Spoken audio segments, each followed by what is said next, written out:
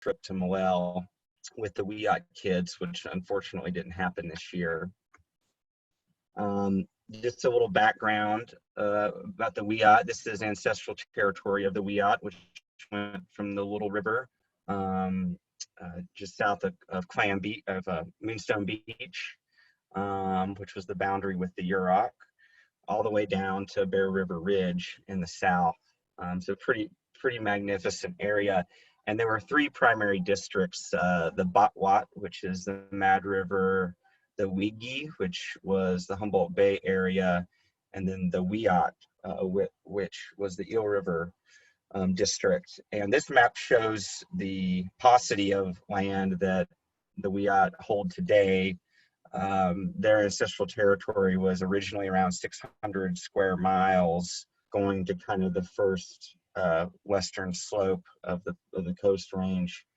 And now they own less than 1% of their ancestral territory, which gives them few opportunities to participate in a lot of the cultural activities associated with all the different habitat types that we're blessed to have here. Luckily, there is a fair amount of public land where the tribe is allowed to participate in co-management. And this is just a picture of some of the kind of suspected early migration routes of the first Native Americans across Beringia, back when the Bering Sea didn't exist. And there was actually a land route through what's now the Canadian Rockies that the Algonquin people traveled. And just recently, a group of researchers discovered the missing link between Native Americans and Northern Asiatic Siberian peoples, the lost Beringians. And so while a lot of Native Americans are very, sort of take offense to the genetic research that's been done, Native Americans hold one common ancestor, and the Beringian folks share that ancestor with the Asian peoples, which I think is pretty cool. And the Yurok and the Wiyot represent the only Algonquin languages on the West Coast, which I think is fascinating. It's thought that, there might have been a dispute on the Columbian Plateau many centuries ago, and most of the group broke off to the northeast of what's now North America, in the United States. And the Yurok and Wiyot ended up in the Humboldt Bay and Klamath regions. And I don't like to talk about European explorers, but this is just a cool quote from a mate on Vizcaino's 1603 expedition, when he was thought to have discovered the mouth of the Eel.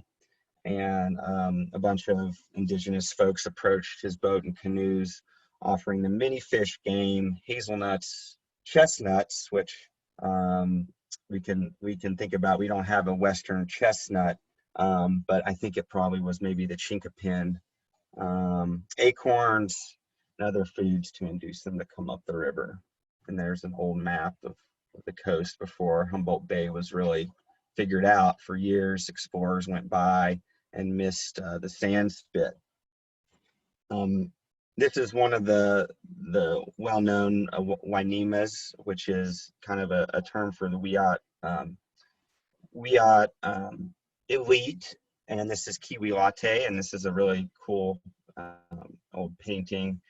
And if you kind of look at the perspective, you can see a eel basket at his feet. And just kind of the way this is oriented, it looks more to me like Salmon Creek possibly in the background than Arcata. But Kiwi Latte greeted the Josiah Gregg and L.K. Wood party and led them along the trail around the bay back in 1850. And he was apparently a very kind man. And I know there's a lot of text here, but I came across this today. I'd never really seen this before.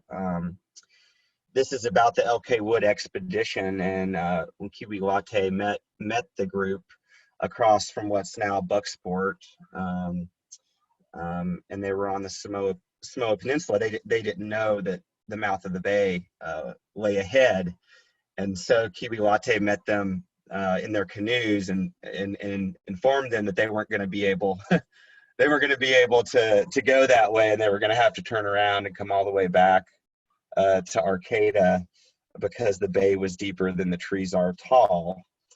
And what I found really interesting about this is that it took L.K. Wood and Josiah Gregg. They left in early January, first day of January, and it took them till the 17th of February to make it to Sonoma. And so you can only think about what that trip must have been like.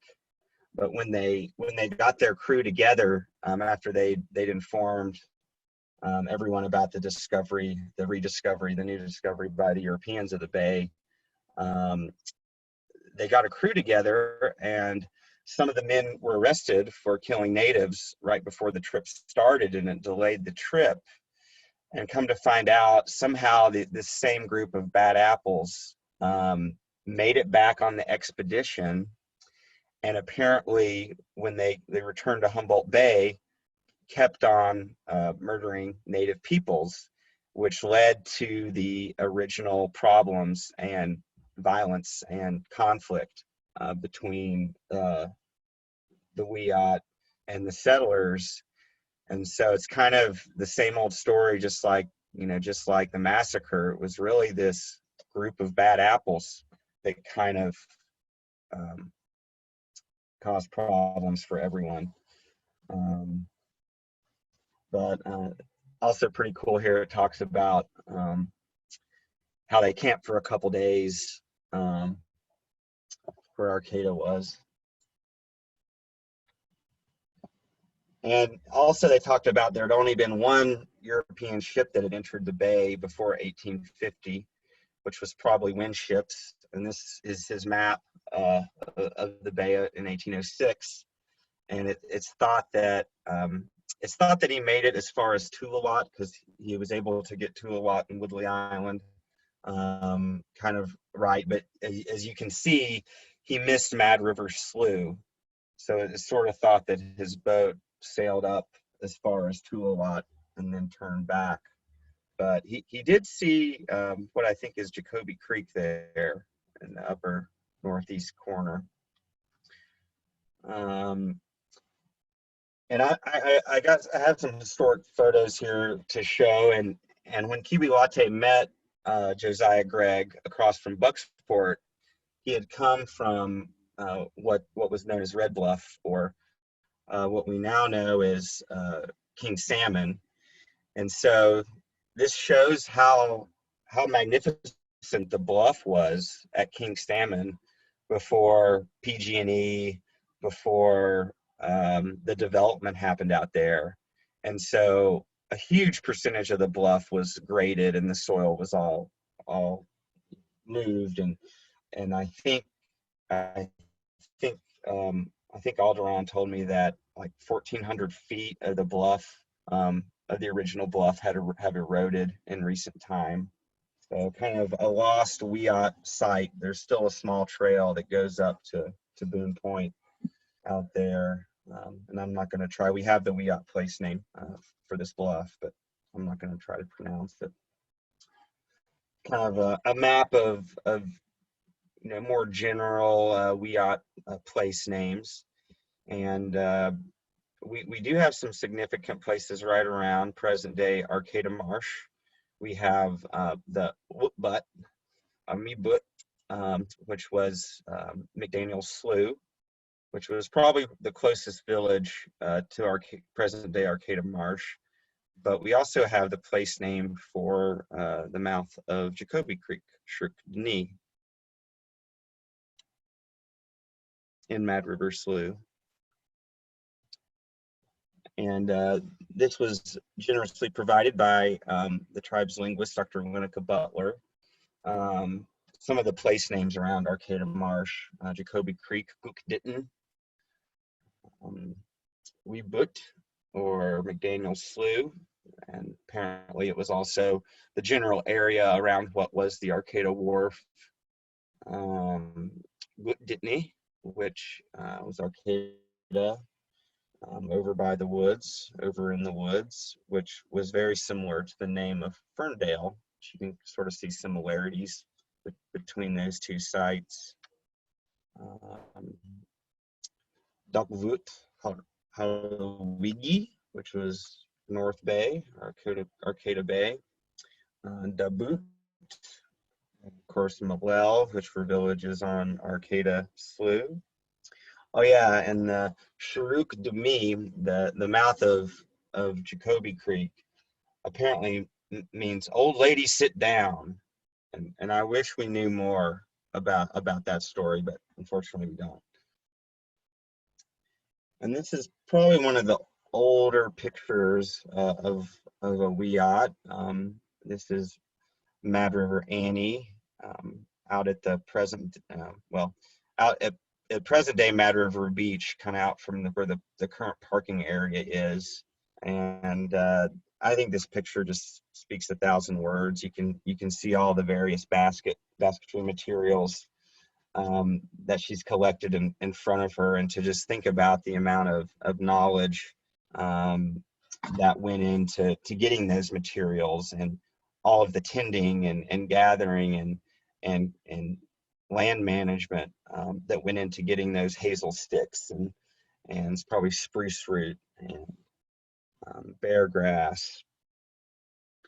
And this was in 1905, and so at this point, the Wiyots had kind of been pushed out to the fringes of Humboldt Bay society, and if they wanted to live traditionally, were living in the dunes and in the bottomlands of the Mad and the Eel rivers. And there's no beach grass in this picture. You don't see any European beach grass. You can kind of see some abronia, and I think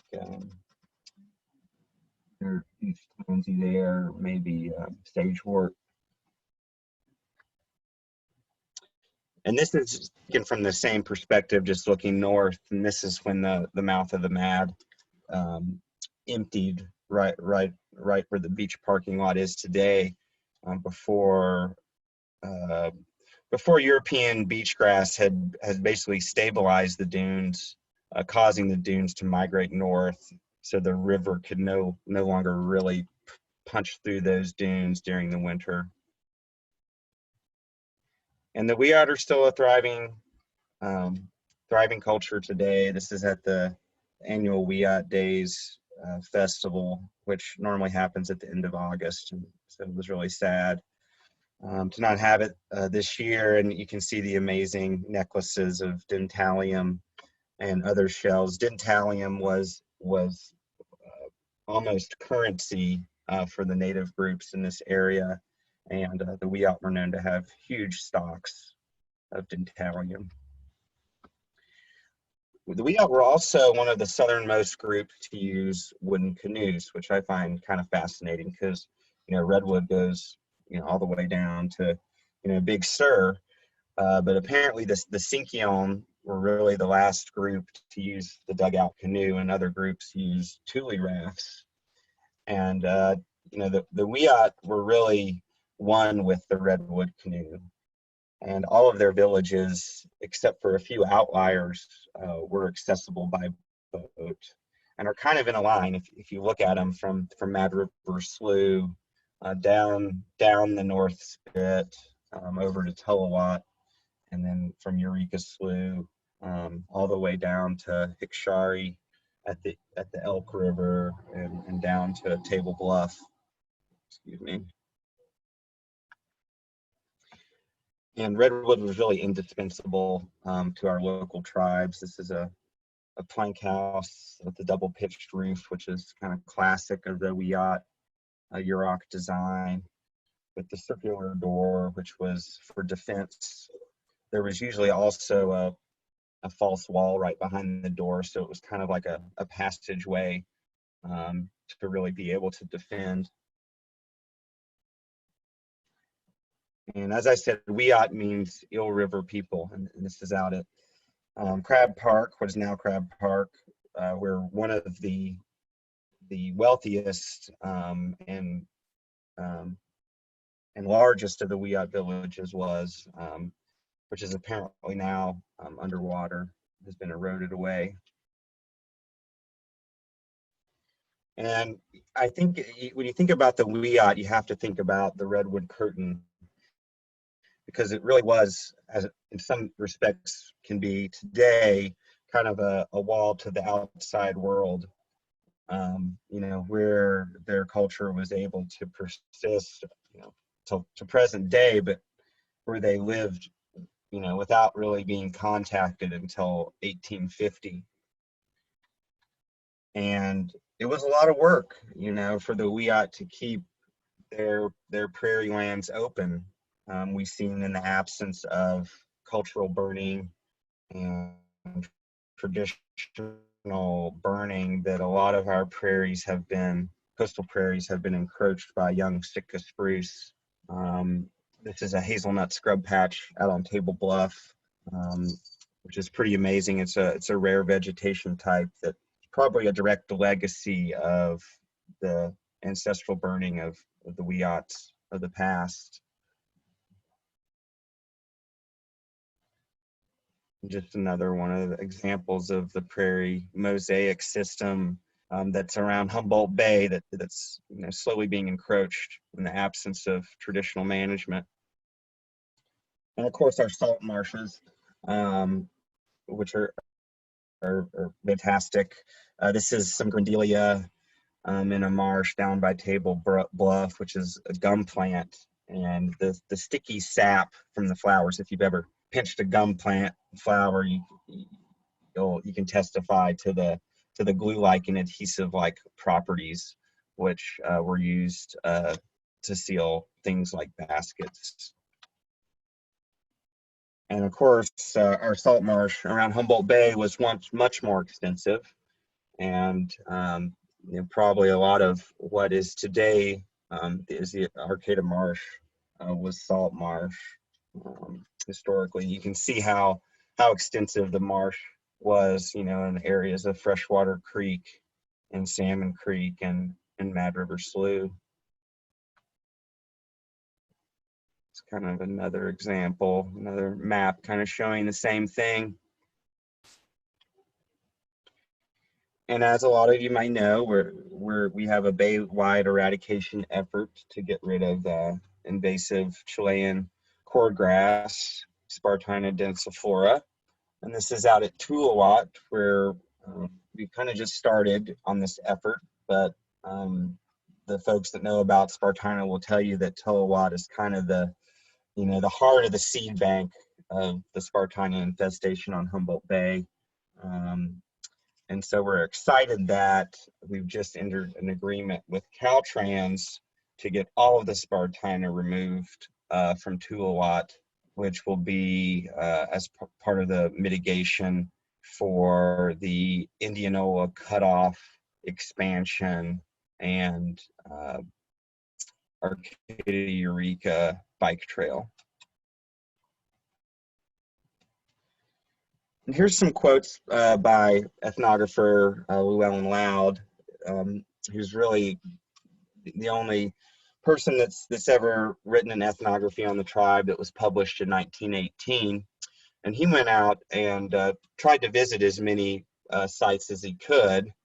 And I think this is just, when you think about kind of Arcata Marsh and all the bottomlands along the estuarine fringe of the bay, you know, he attempted to locate the sites by walking along the shores, but met with much difficulty from the density of the briar bushes and underbrush of all kinds, as well as the number of small sloughs reaching up between the points of land.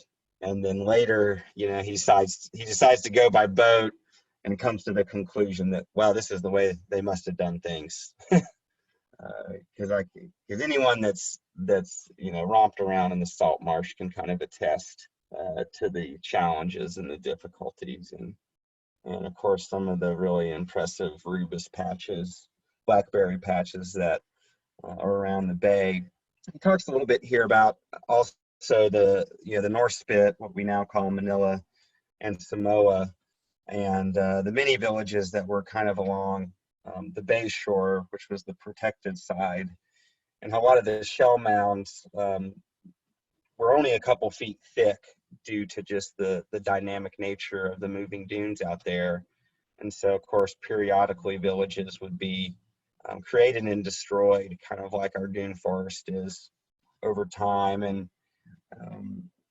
the North Spit was really known for its huckleberries. And so there were, this time of year, there would have been huge camps and groups of people out on the North Spit and Samoa Peninsula harvesting berries. And strawberries were much more prolific than they are today, which the South Spit was known for.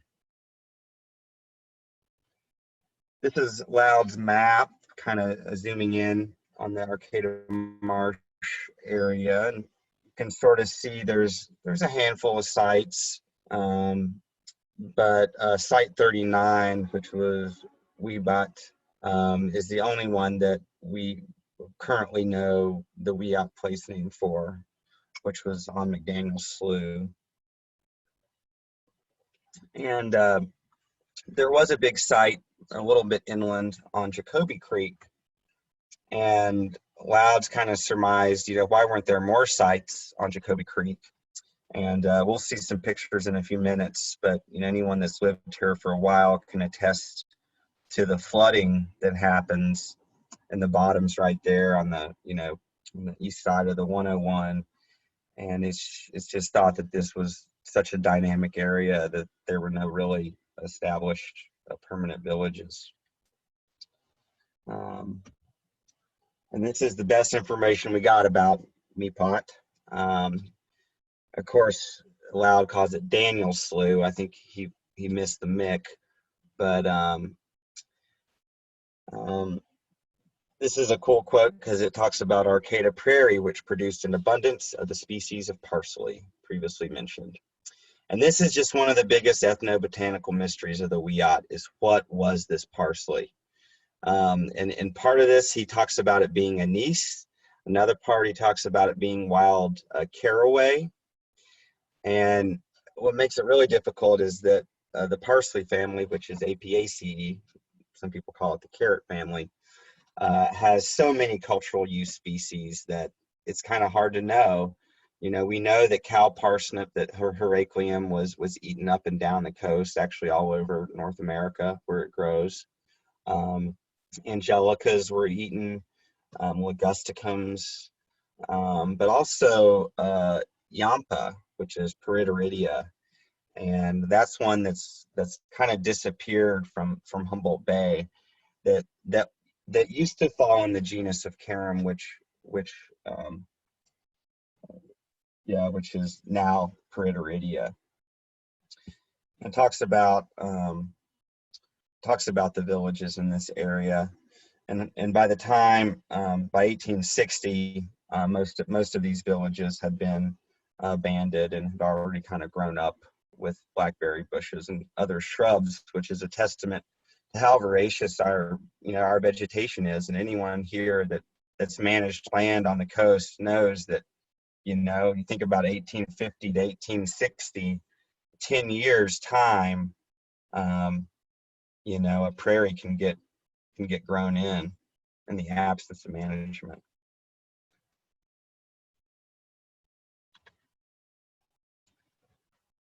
Here's a cool picture of Arcata Bottoms, and I kind of put this on here just to illustrate, how wet this area really would have been in the absence of dikes. You can see the boardwalk there that the farmers had built to access their fields. And if you look in the distance, you can actually see a steamer and a huge sailboat, which is pretty cool out on Arcata Slough, Mad River Slough. And this is one of the earliest pictures I could find of Arcata Marsh. This is from the Schuster collection from, I think, 1947. And we're looking there on the left, that's South G Street. And you can see, even with the huge log ponds and the development there, that there's a pretty big belt of salt marsh. And then over to the left, this is looking south. You can kind of see the network of sloughs that would have been, a part of the Gannon Slough network. I think this is a pretty cool picture. This is kind of looking from the other direction. You can't really see as much, but in the left, you sort of see that the same log yards that we were looking at. And you can kind of see, which I think was the surveyed, the staked out future, 4-lane 101. And if you look up to the right, you can see Jacoby Creek Storehouse in the plaza.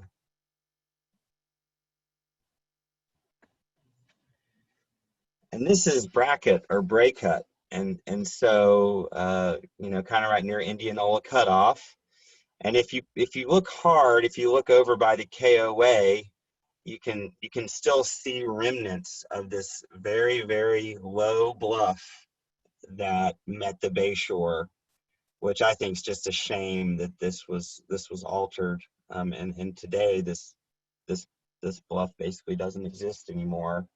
You can also see Jupiter, which was the famous Humboldt Bay dredge, kind of in the left central part of the picture.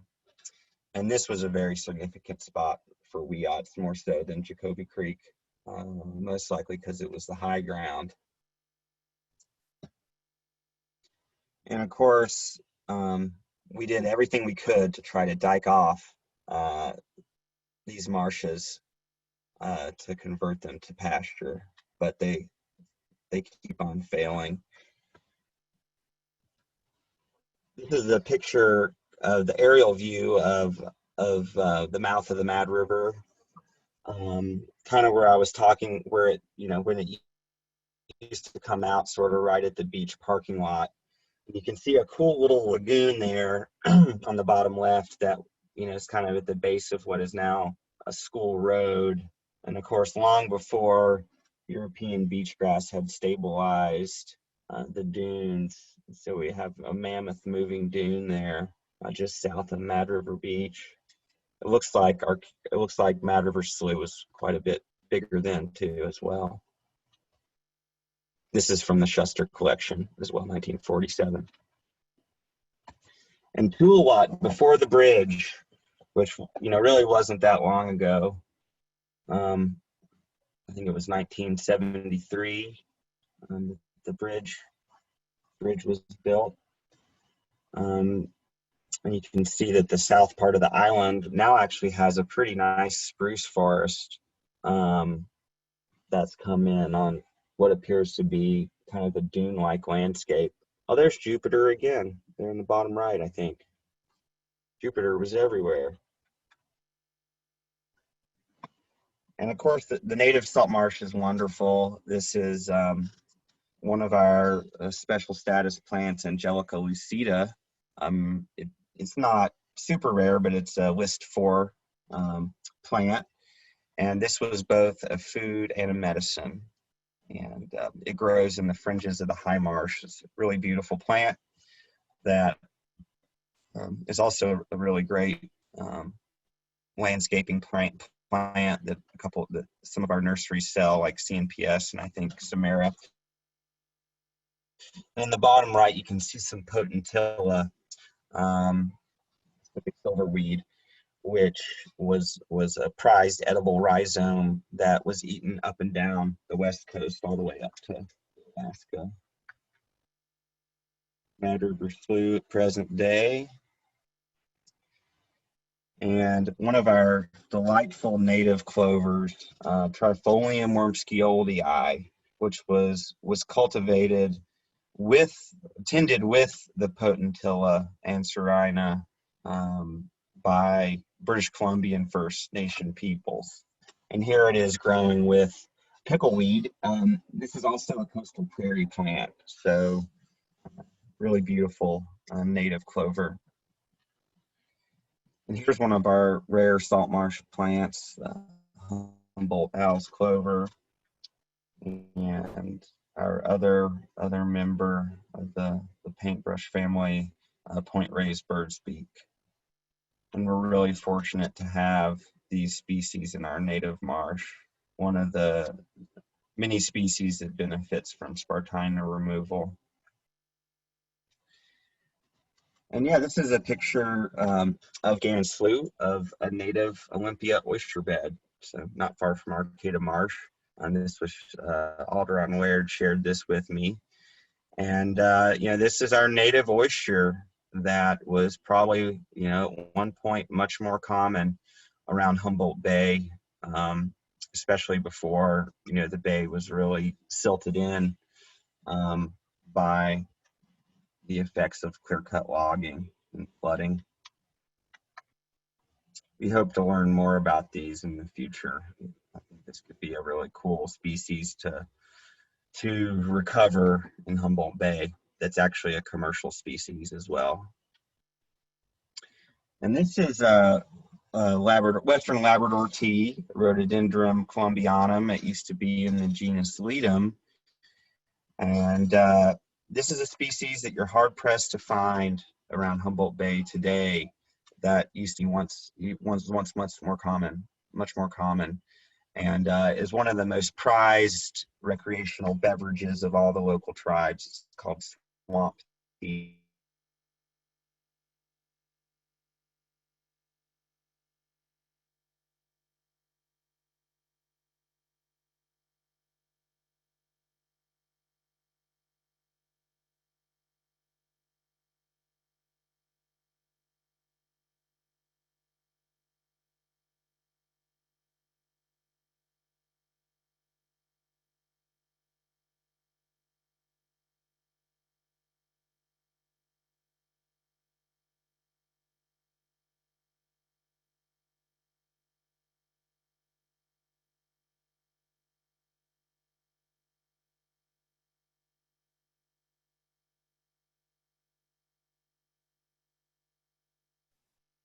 Mm-hmm.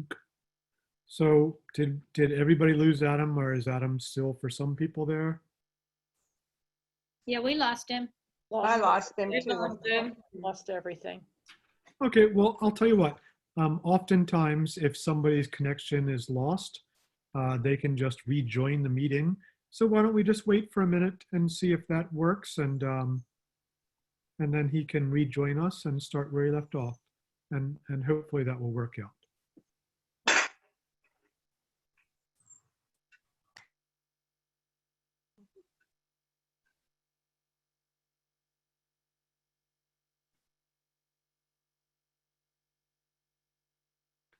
And by chance, Adam, if you can hear us, which I'm guessing you can't, we've lost you. Thank you.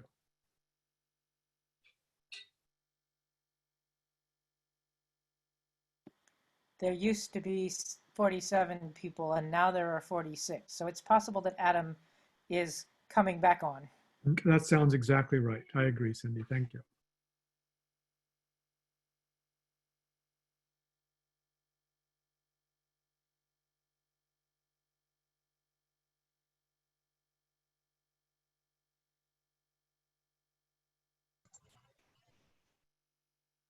Am I back?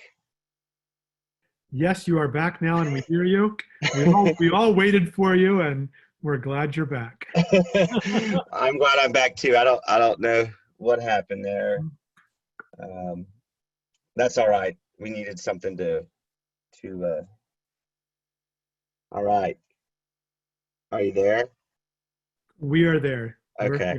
You can see my slides. I don't know why I can't see you all, but okay. So right now you're actually not sharing your screen. Right now we're oh, just okay. Let me do that here. Uh-oh. The host disabled my sharing. Oh, let me fix that. Okay.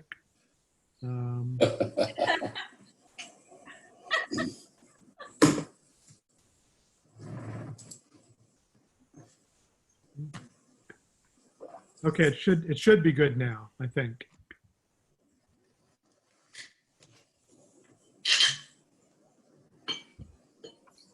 All right. See here. That's good. We can see you can see your slides as well. If you push play, then we'll probably just see your main slide. Okay. All right. How's that? Awesome.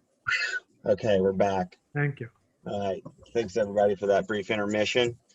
We're looking at Brodea terrestris here, Bougarouche in Wiyot, which was apparently one of the most prized.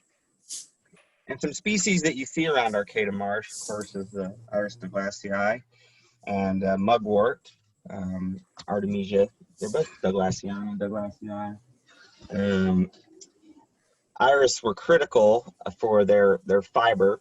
The parallel venation in the iris leaves, which is kind of a trait of monocots, allows them to be split and soaked in water and made into cordage, which were used for nets and all kinds of cordage related items.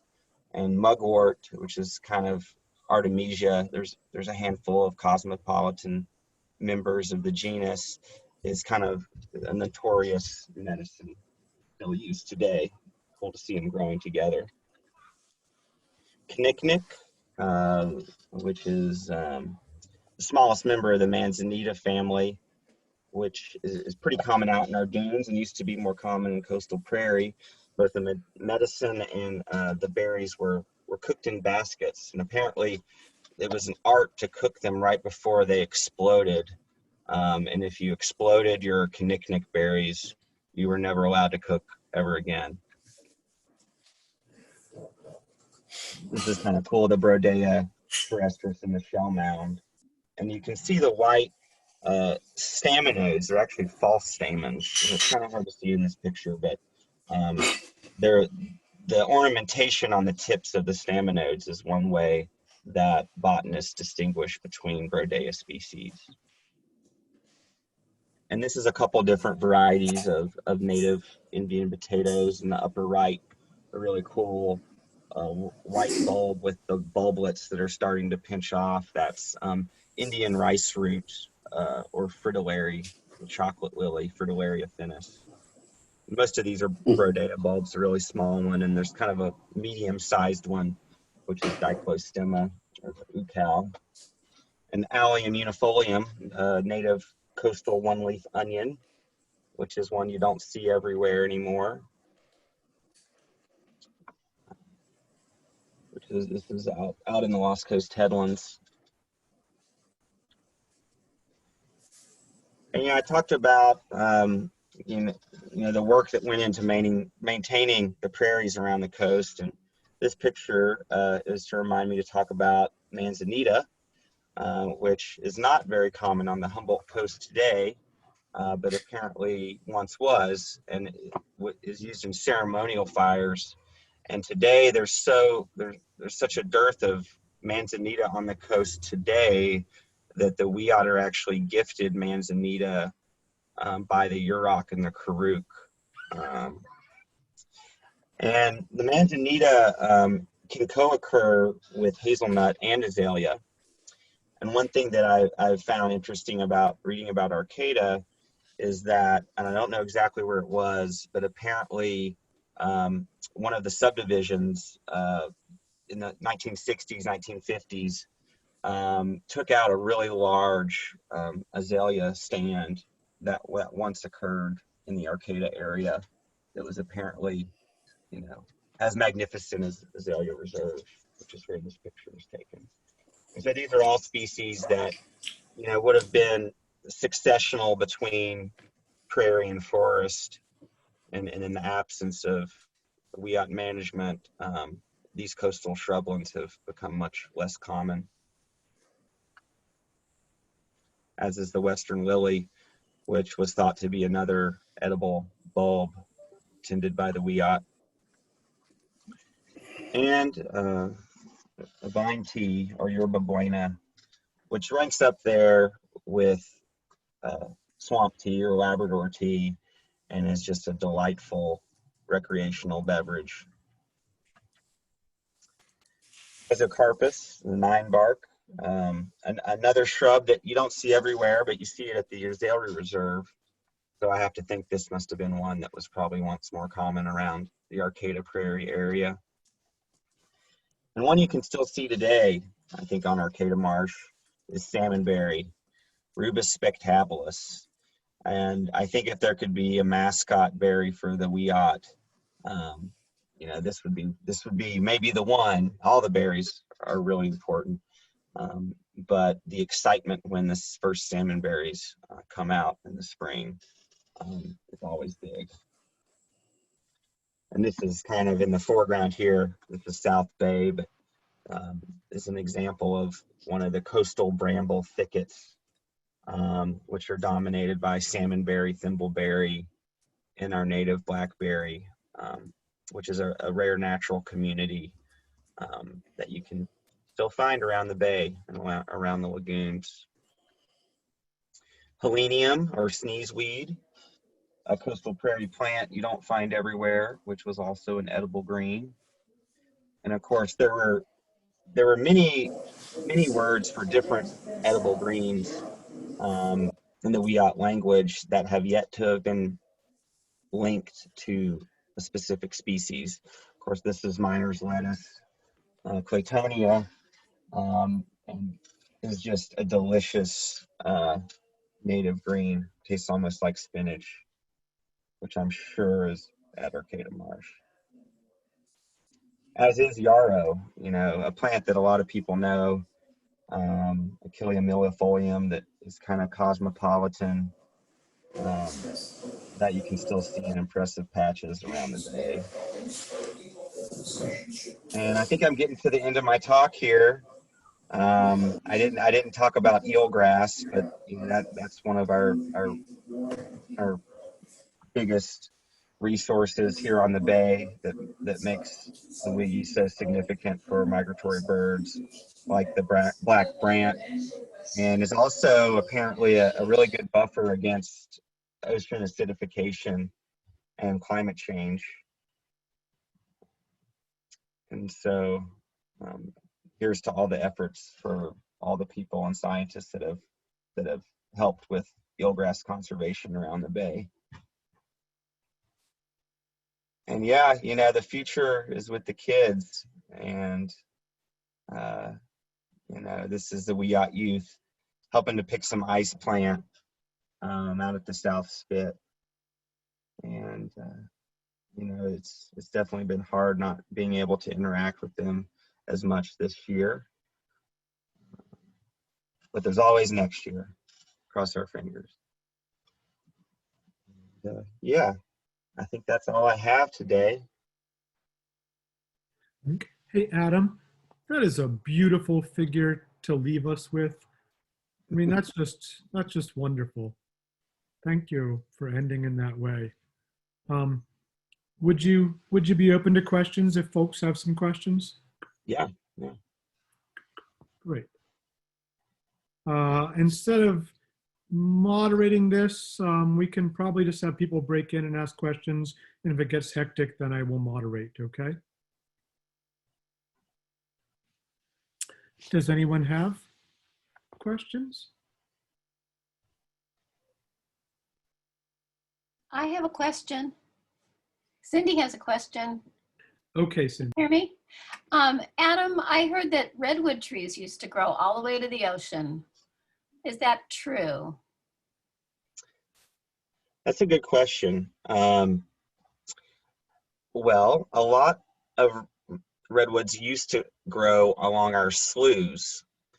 And so the redwood groves that were along the sloughs were really, really important.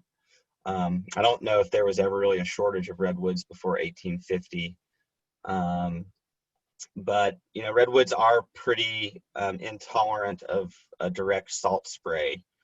And so the Arcata bottoms would most likely have been Sitka spruce and big bramble thickets. And the only places that you really see redwood, you know, right up on the immediate coast, from what I've observed, are some of the foggiest places. And so like out at 10 Mile Dunes down in Mendocino County, and you know, up at Trinidad, you see some right on the coast.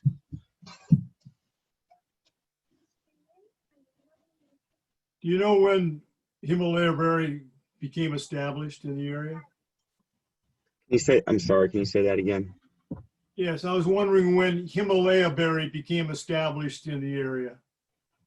I don't know the answer to that, but I've been told that it was a really early, you know, plant that was brought in even by miners, which is why, you know, you see tons of it on the Trinity. And then, of course, it just spreads voraciously. But I know that's been a big problem at Arcata Marsh. In fact, I have a story about that. Years ago, hiking at Arcata Marsh, we came upon a barn owl that had gotten stuck in Himalayan blackberry, and it was struggling to get away, and we were actually able to free it. And it was kind of a new, yeah, I know invasive species are bad, but that was the first time I'd ever, you know, death by Himalaya berry. You know. Adam, does the tribe have any plans to restore native vegetation to Tuluwat? We want to, and we do have plans, and a couple of attempts. We've been successful at restoring willow on the Tuluwat shell mound, and a couple other attempts have failed, and I think it was mainly bad luck with the drought years, planting too late in the spring. And so we just, you know, you can't count on our rains anymore. And so I think that we need to plant as early as we can in the fall, and that just due to the conditions out there, we might have to make an effort to actually water plants to get them established.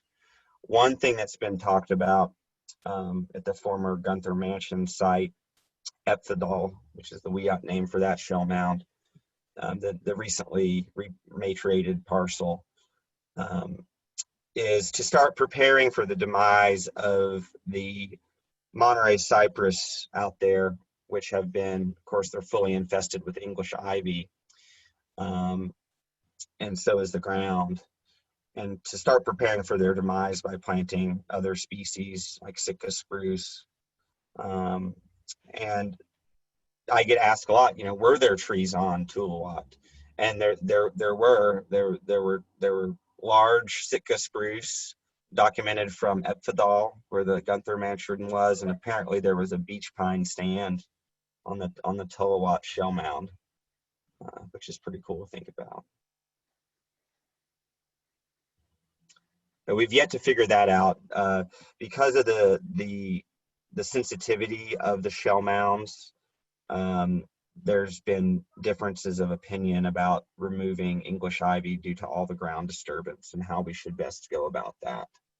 So it might be girdling the ivy on the trees and then planting native shrubs.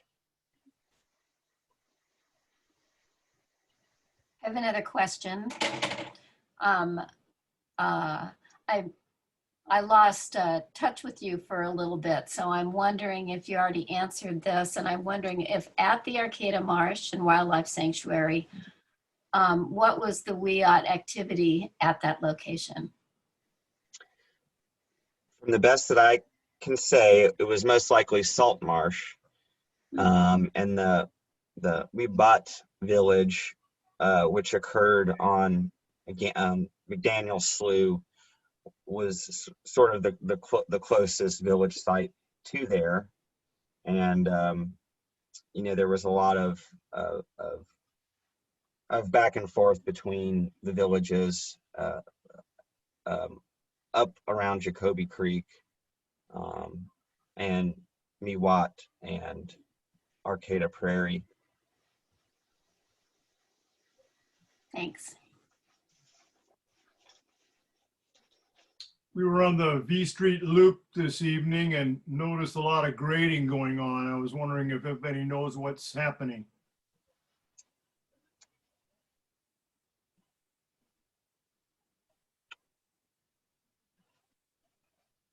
It's another mitigation project by Caltrans.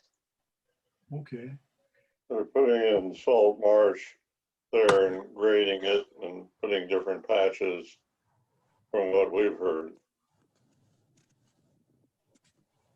Thanks.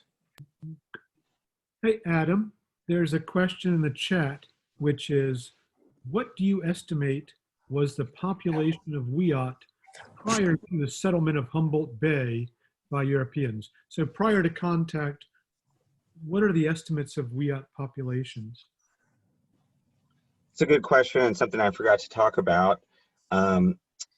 It's thought that it was around 1,000 to 1,200. And so the Wiyot villages were quite a bit smaller than the Yurok.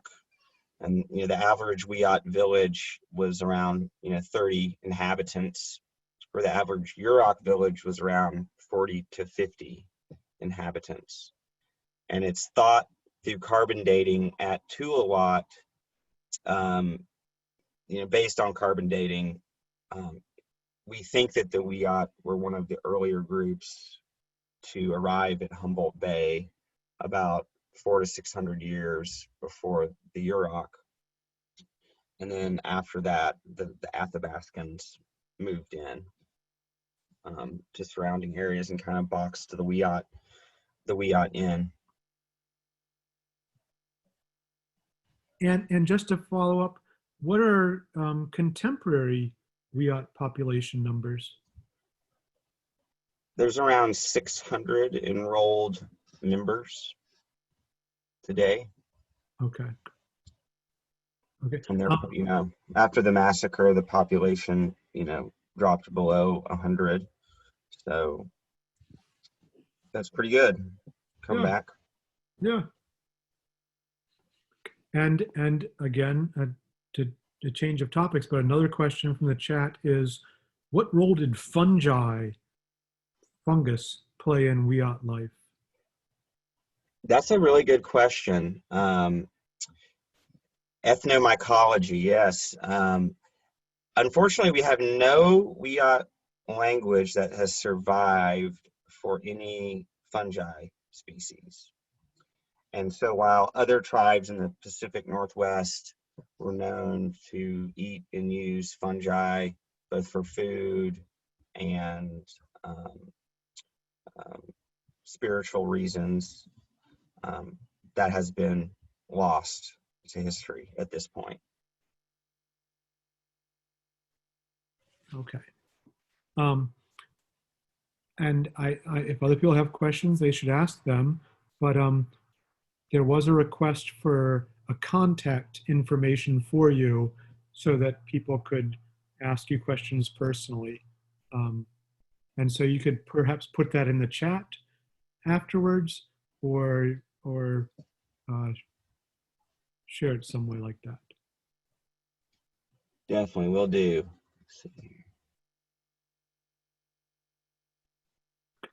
And are there other questions?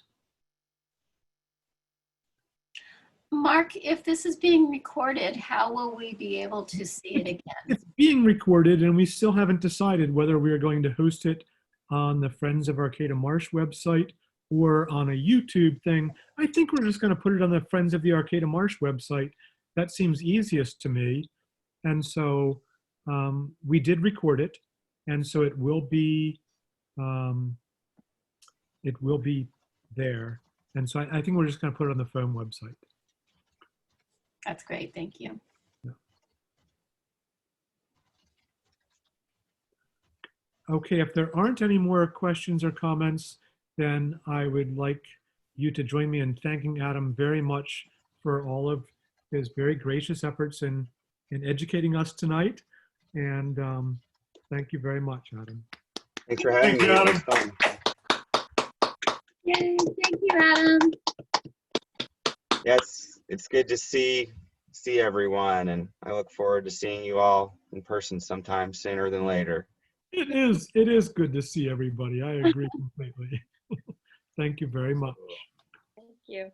And Yeah, and I put my email in the or I'm putting it in there right now. And so yeah, feel free to reach out anytime. And thank you, Adam. That was wonderful. Thank you. Okay. Good night, everybody. Night. Good night.